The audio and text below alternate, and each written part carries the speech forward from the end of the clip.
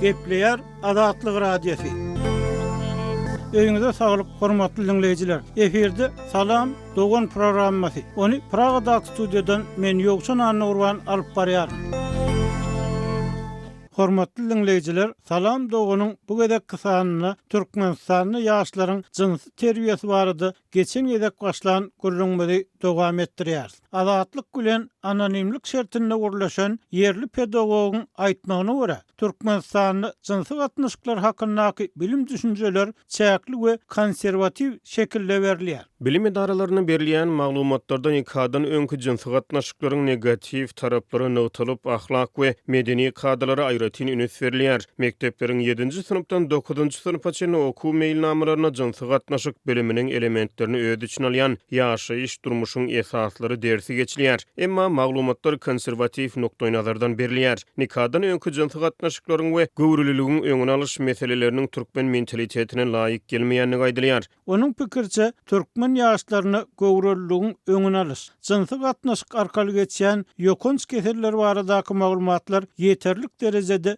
berilmeýär we bu ýagdaý ýaş gyýlaryň arasyndaky göwrülügiň ýokary bolmagyna sebäp bolýar. Azatlygyň habarçysy umumyň enatalaryň, muallimlaryň bu temadan çekerek duranlaryny kem görmeýänligini, ýöne şäherlerde medisina işgärleriniň maşgalalaryna ýa-da daşary ýurtda bilim alan raýatlaryň maşgalalaryna bu temanyň tabu däldigini bellädi. Mektepde anatomiya sapagyny okudýan muallimler bu temalaryň üstünden Edil SSR döwründe bolşaýaly böküp geçmeselerde ýaşlara berilýän maglumatlar ýeterlik däl. Diýip Balkan Sewitiniň bir mektebinde himiýa, biologiýa derslerinden sapak görýän muallima Azatlygyň habarçysy bilen söhbetdeşlikde aýtdy. Onuň pikirçe, häzirki döwürde 14-18 ýaşlaryndaky okuwçylaryň arasyndaky göwrülügiň düýp günäkary ýurtdaky ykdysady kynçylyklar bilen bagly.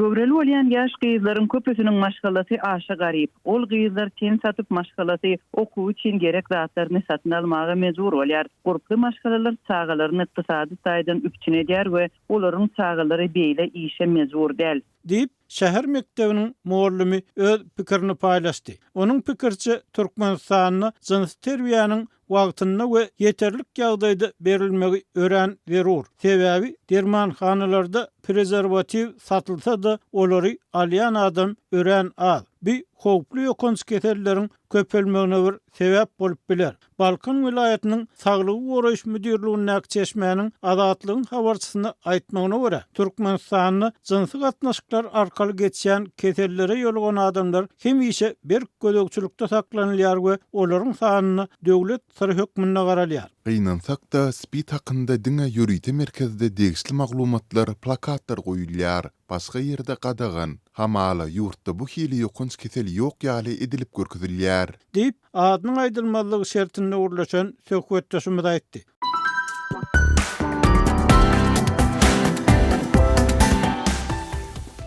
Hormatly dinleýijiler, Salam Dogany Birleşen Ştatlarda ýaşaýan türkmen analitigi, saglyk programmasyny we Progress fonduny esaslandyrjy Aýnawat Ýaýlymowa bilen söhbetdeşlik esasyny dowam etdirýär.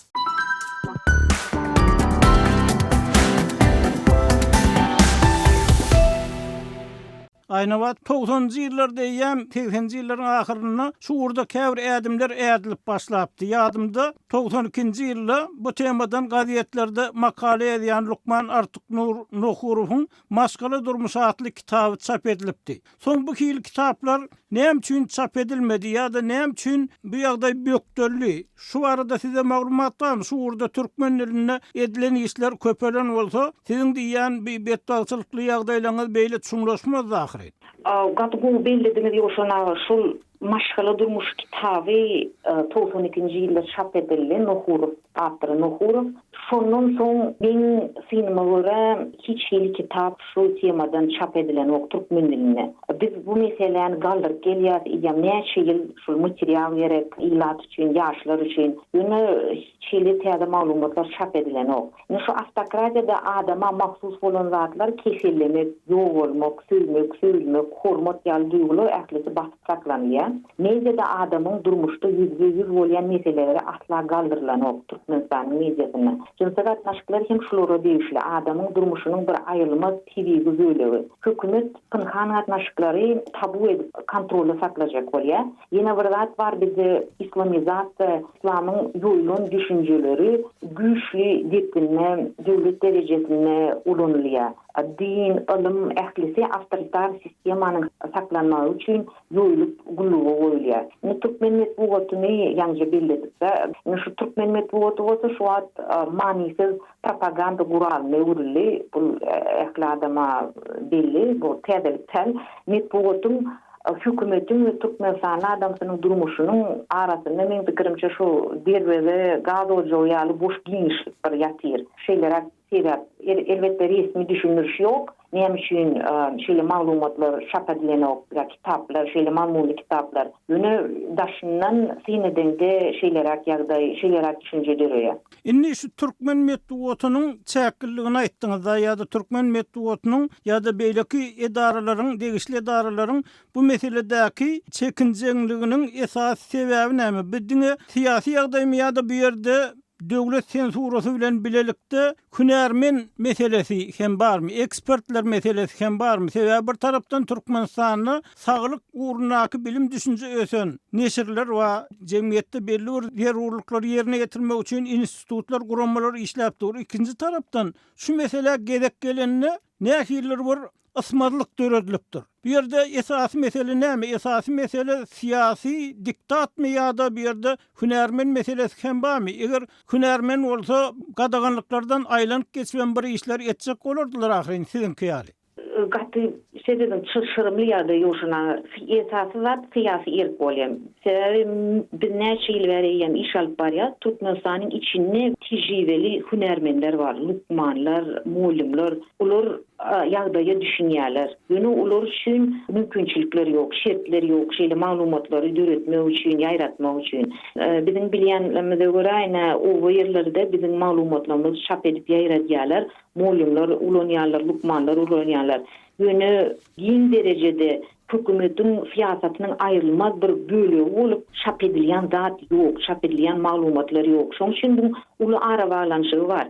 Elbetde hünärmenliň derejesi şu wagt döwrüň talaplaryna laýyk gelenok. Olar üçin ýol açylmaly, olar Gazakstana gidip bilmeli, Türkiýe gidip bilmeli, indi meden Altaýdan ýakyn ýurtlara gidip okuwlara gatnaşyp bilmeli, halkara uramalaryň ýygnaklaryna gatnaşyp bilmeli. Ýöne ýygnaklara gatnaşman, bizde kän ýygnak geçirilýär. Ýöne esas soru olar hiç ýyly netije berenok. Ýurt boýunça hiç bir anyk bir programma ýok şu. Aynı wagt siz geçirilen ýygnaklar meselesini bellediňiz. Bir ýagdaý bardy, olarky gepleşiklerimizde hem gurrun edipdik. Türkmenistanyň ýa-da daşary ýurtlarda maslahatlara gatnaşýan türkmenistanlylar görnüşinden ýa maglumatlary ýeterlik däl, ýa-da öz edýän pikirini açyk aýdyp bilmeýär. Bir ýagdaý ýakyn geljekde üýtkär öýdýärsiňizmi? Şeýle bir alamatlar gözüňize iýilmeýärmi? Yankı birleşimi diyelim, bu автократия siyasi dolanır. Bunun yani dolanır başka yurtlarda da oluyor. Bu hem resurslar, ehli hareketler rejimin saklanmağına gönüktürülüyor. Berde elita var, yönü şu siyasi elit için, bir bölü için, düşünen bölü için şu prioritet değil. Şoň üçin sizin aýdyşyňyz ýaly şol ýygnaklarym güz üçin geçirilýär şu wagt. Hiç ýyly maneli ütgeşmeleriň iterli beren okşar duşuklar.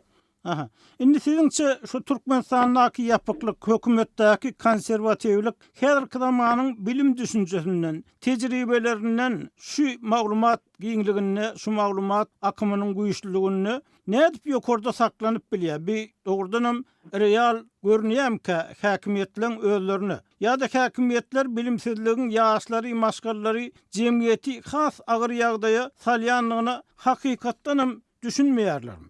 Hükümet bir topar adamlardan ibaret. O yerde bir näçe adam buyruğu durmuşa geçirmek için zähmet çekýärler. Автократияda rejimi vepali, opportunist, konformist, dürli düşünjeli adamlar işleýär. Olary bir aýatdan sürmek men pikirimçe näde dogry bolar. Elbetde olar автократияnyň wekilleri, bu hakykat. Ýöne olaryň düşünmezlik derejesi dürli bolýar. Sovetler döwründe adamyň pikirleri, aýdýanlary we hereketleri bir-birine ters gelýärdi. şu tecrübe bizde devam edip geliyor. Menin pikirimçe ýagdaýa düşünýän ilide var bizde şu an Türkmenistan'da. Biz olaryň anyk nähili pikir dediğini bilemizok. Ýöne gynansak da şu an olar üçin ýurdun ykbaly prioritet däl. Indi aýna wagt siz saglyk programmasynyň çägini jinsy terbiýe näme diýen ýaly soraglardan başlap jinsy terbiýe türkmen okuwçylarynyň gözü bilen seretmäge çalışdyňyz. Burdaky tagarlarlaryňyzyň çägini siz iň geň aldyran zat näme boldy? Howa men ýoşana aýna dürli Türkmenistany hünärmenler bilen işleşdim, dürli adamlar bilen gürleşýän. Men elme dama geň aldyrýan zat ýurdun işine bolup öz adamçylygyny professional derejesinde saklap bilen şahsiýetler bolýar. Olar özlerini ýeke duýýarlar. Ýöne olaryň ählisi diýen ýaly ýurtda adamkärçiligi esaslanan progressiň bolmagyny isleýärler. Şurda resmi çekýärler. Men hünärmenler bilen işleşip şeýle ilaty peýdaly maglumatlary döredip ýanyma buýsanýan. Jemgyýetimizde zorluň ähli görnüşleri kada öwrenligi meni geň aldyrýar. Muňa öwrenişmek gat kynnym üçin. Aýna wagt Aşgabat bu meselede Sewitde öňkü Sowet respublikalarynyň arasynda nähil orna durýar we bolmanyny haýsy ýakyn ýurtdan görerler alyp biler. Inigen kaydışımız ýaly programma ýok, düşünje, döwrewap düşünje berilen ok. Ýönestäýäti erk bolanyny görürler ýaly gatken ýurt var ýoşana. Birleşikçe Türkiýe, Türkiýe, Gazakistan hat bir de medeni sosial taýdan ýakyn bolupdyr. Olarda da ähli güleleglikden servis çäkli bir formatda berilýär. Ýöne olarda bir açyk genişlik var, iş alyp barmany. Skandinaviya ýurtlardan hem alyp bolar görüldü. Gollandiýa, Şwesiýa, Finlandiýa diýdi. Ýaly ýurtlardan görüldü bilirdik. Jins terbiýe çağa intek mektebe barmaka başlaýar ol ýerlerde. Men pikirimçe mektebe barmaka ýam başlamaly jins terbiýe. Bu meselede ýurtdaky ýagdaýy bilim düşünjäniň ýetmezçiliginiň ýapyklygyny getirýän, ziýanyny bilýän, gödüňüne getirýän hünärmen hökmüni soraglardan daşary. Özüňiz näme aýtmak islerdiňiz, eger mümkinçilik bolsa? Tagulum ýoşanagy, men ähli dinleýijileri Saglyk Nakot org saýtymyzdaky jins terbiýe kampaniýasyna degişli maglumatlar okumany, paýlaşmany çagyrýan. Bu ýerde ýetginjekler özlerini, inatalaryny, muallimlerini niýetlerine sada dilde düşünikli maglumatlar ýerleşdirilen. Halkara barlyklaryna görä ir jins gatnaşyklara maglumaty bolmady ýetginjekler başlaýar. Düşünjesi, maglumaty bolan ýetginjek muňa oýlanşykly jogapkärlik çemeleşýär. Ir başlamaýar. Jins terbiýe çağany azdıran ok. Fuwasylyk, könüşül çemeleşme çağalary azyrýar. Jins gatnaşyklardan saklanmak, men belli keçesim gelýän, diňe bir usul bizde öňe sürülýär. Sapaklarda men gepleşiklere esaslanyp aýtsam, näde jins gatnaşyklardan saklanmaly, men başlama diýip şuňaly ünlü edilýär mekteplerimizde. Jins gatnaşyklardan saklanmak ünlü diňe bir adam terbiýetini tes gelmän, bu bir ziýanly usul hasaplanýar halkara tejribesinde. Elbette saklanmak bir usul bolup biler ve mekteplerde sapaklarda bilinmeli. Ýöne başga maglumatlar ýerler, näme dogry maglumat berdiňe başlama diýip insanyň ösüşini, bilesi geljiligine palturmak. Onu dolu insan bolup bazı durmuşdan mahrum etmek bolýar. Şonuň üçin saklanma düşünjesi, başlama düşünjesi döwrewap, başga döwrewap usullar bilen, maglumatlar bilen şo bir wagtda berilmeli. En son birleşik zadım ýoşanawyna ýa uly ýaşly adamlar biz dinleýänler. Olar dinläp wahy biz aýna şu terbiýesiz, şu jins terbiýesiz ýaşadyk, ömrümüz ötdi, bize de hiç kim hiç zat aýtmady. Terbiýe bolmady diýenler hem bolar. Men bir çağrış edesim gelýär. Elbetde ähli zatly ýaşap bolýar. Biyologik yaşayış için diňe bir düğüm çörek gerek. Ýöne ondan özüne şeýle soraw bermeli. Özüne alaman jogap bermeli. Sen şeýle bagsyz ýürek kysgynç primitiv durmuşa manasypmy? Ýaş nesil hem öňkü neslin ýanlışlaryny gaýtalap ýaşamalyny. Sen ýetişende internet bardymy? Pornografiýa şu derejede el ýeterilidimi? Näşeýle men sorawlar bilen ýüzden jemläsim elýär pikirimi ýoşana. Hormatly dinleyijiler, Amerikada ýaşaýan türkmen analitigi Aýna Wagt Ýaýlymowa bilen Türkmenistanyň jinsy terbiýe baradaky söhbetdeşligimiziň ikinji bölegini dinlediňiz. Gepleşigimizi dinläniňiz üçin köp sag bolun.